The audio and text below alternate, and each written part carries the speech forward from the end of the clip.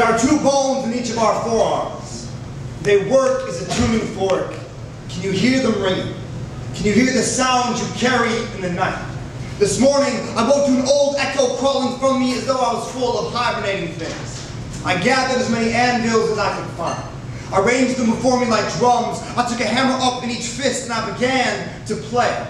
And after every clang, my arms shivered like taut ropes and that sound grew louder.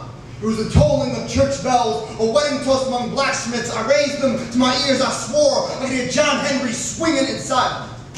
I could hear that lost art, the culture of building, of letting blood drip into the mouth of craft. And every swing I searched so desperately to hear an America that believed in the sanctity of labor. And every swing, I'm reminded that this America has never existed. Whether you have cotton, or apples, or coal, or railroad tracks in your blood, your sweat is a language this country is trying to forget. It is a language we are told to speak beneath lamplight and dusk. We are told to bury our history beneath neckties and suits. The only history I trust is the one written by calloused hands. Written for the laborers we named the street after and called it even Dear America. Do not call yourself a Christian nation and forget that Christ was a carpenter. Do not oppress the people closest to the man you pretend to worship, the humble, the poor, and the working. America is the father who tells his son, pull himself up by his bootstraps, but gives him no shoes. America is the father who beats his children, calls them ungrateful the day they fight back. America is the body of a piano. The keys a spine, the keys a chain gang, black and white.